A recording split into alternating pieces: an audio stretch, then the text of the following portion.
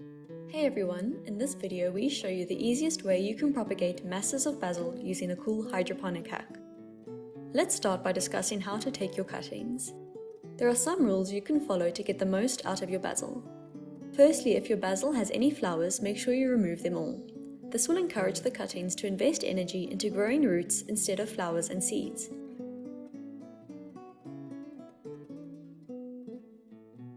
After all the flowers are removed, cut the stems into shorter pieces between 7 to 10 centimeters long or 3 to 4 inches. Trim away the upper part of the stems and the lower set of leaves.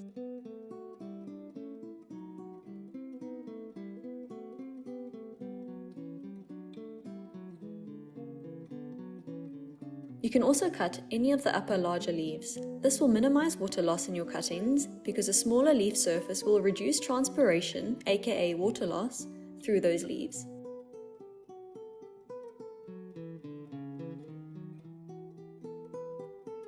To root the cuttings, we will be using a DIY hydroponic system. To get started, get seedling trays like this or something similar and turn them upside down. Then simply stick your cuttings into the drainage holes.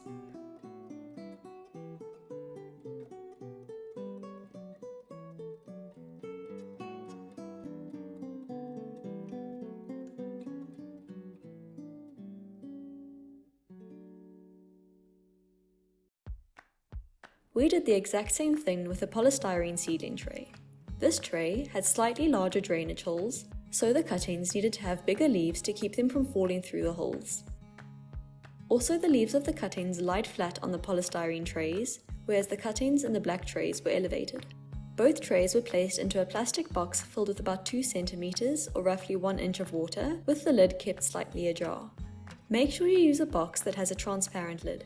This box was kept in a warm, sunny spot out of direct sunlight, and the water was changed twice a week. Top up the water as you need to. Before we get to the results, if you are finding this tutorial helpful, then subscribe to our channel. Here at Epic Veg, we share videos packed full of tips and tricks to get the most out of your plants. We also share free ebooks and infographics with every video, so you can build a collection of veggie guides.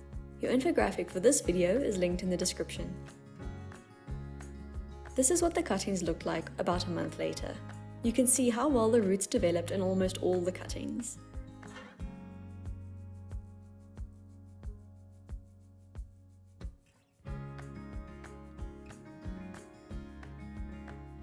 In the polystyrene tray, root growth was also very successful, but the leaves did not grow as well as those in the black trays.